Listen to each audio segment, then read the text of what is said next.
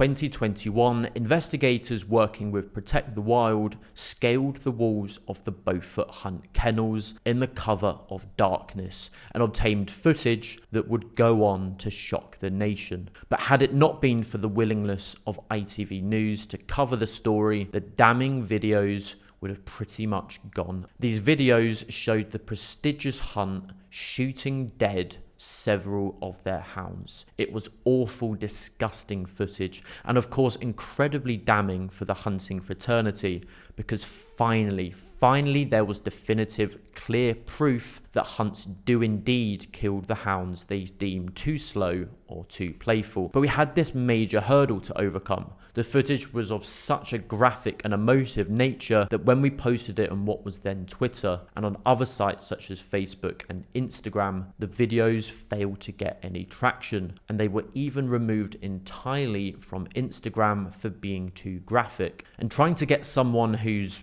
doom scrolling on social media to stop and watch a video of a dog being shot in the head wasn't exactly something many people were willing to do. In fact, it wasn't something more than even a couple of thousand were willing to do. And it left us in this really difficult position, because although the Hunt investigation team had managed to obtain what is quite frankly one of the most damning pieces of video evidence against hunts in decades, we were really struggling to get anyone to see it, most of all the wider public, who probably had no idea as to how hunts dispose of their hounds. Our lifeline was Rupert Evelyn at ITV News. After weeks of talking and persuading, he went ahead with running the story on national television, and it meant millions of people across the UK were finally put in front of the footage without being able to scroll past so easily. But despite the success of this coverage and the subsequent media attention it did generate, it revealed a weak point in our campaigning efforts. Because it's no good having this huge social media following if the algorithms that decide what users actually see were filtering out and even in some cases taking down footage of this nature. We realized we were at the mercy of the platforms we posted on, and that we had to start playing the game better to ensure people were actually seeing the shocking scenes that were taking place across the British countryside, and the ways in which wild animals were and still sadly are the subject of such violence and cruelty. And to do this, we needed to change our approach and to play into the social media algorithms, not fight against them. And it was through animation that I saw this could be achieved. But as someone who can hardly draw a stick man, I needed someone who could create this art. And Ben Sinclair was the man for the job. Ben's work speaks for itself, and I was very fortunate to stumble across some of his early pieces many years ago. The first being an animation he made for Melbourne Hunt Sabs. And from that moment, I knew I had to ask him to join Protect the Wild. And so just a couple of months after the release of the shocking Beaufort Hunt investigation, we released our very first animation with Ben, A Trail of Lies, which has now been seen well over 500,000 times. And this was our first venture into the world of animation, and we learned so much from it. Not only that there was clearly an appetite for highly produced pieces of work like this, but that they can be an incredibly powerful way to get across information while still showing what is quite graphic and shocking imagery. And as it turned out, A Trail of Lies was just the beginning of our collaboration with Ben, as we got to work on tackling a wide variety of issues concerning British wildlife, from hare coursing and bagged foxes to the badger cull and the hunting of stags. But first on the agenda was getting this truly explosive footage of hounds being shot in the head out to a wider general public. We wanted to ensure it was actually seen by those outside our echo chamber, because the footage completely destroyed this trail hunt smokescreen.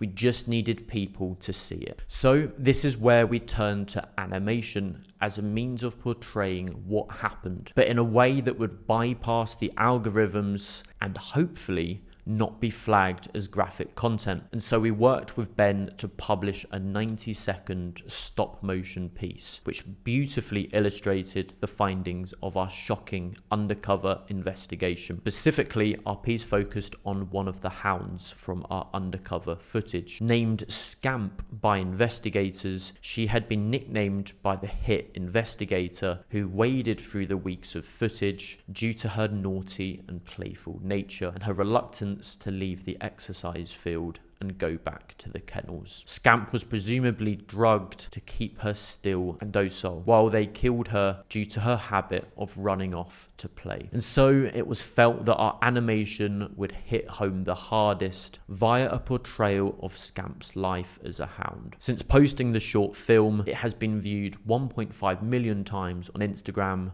and over 1 million times on TikTok alone. These numbers reflect what can be done when real life footage is repurposed and retold through the perspective of an individual. And sometimes it can be quite easy as a campaigner, an animal lover, to get caught up in the issues themselves, and the individual can get forgotten. But clearly it was this connection between the stop motion Scamp and the viewer that really struck a chord. And I think what's evident from all of our animations to date is that their successes comes from their ability to provide people easier points of entry to challenging issues. Animations are quite unique in that you can use their soft artistic style and juxtapose it with quite harrowing and hard-hitting content. And as a campaigning organization, we lure people in with Ben's beautiful artistry as an easy point of entry before slowly pulling down that curtain to reveal issues of extreme animal cruelty. And in turn, people are much more likely to share this type of content with friends and family than real-life video that is often much more distressing and confrontational in its nature. I think it's inarguable that art will forever play an integral role in society as a whole, and in shaping and reflecting the beliefs and opinions of people at a given point in time. And it's up to us as animal rights campaigners to ensure our messages are not lost in the process. We can ensure the message of championing wildlife and eliminating animal cruelty is seen and heard by more people than ever before. It's why animations and creative license will always remain at the heart of what we do at Protect the Wild. We can't just sit by and hope that the public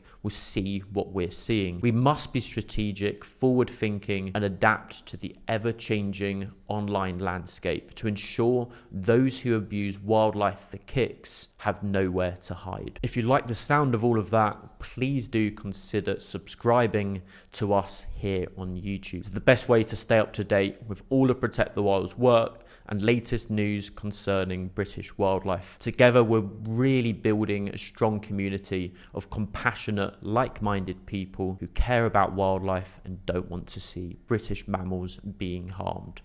Thank you.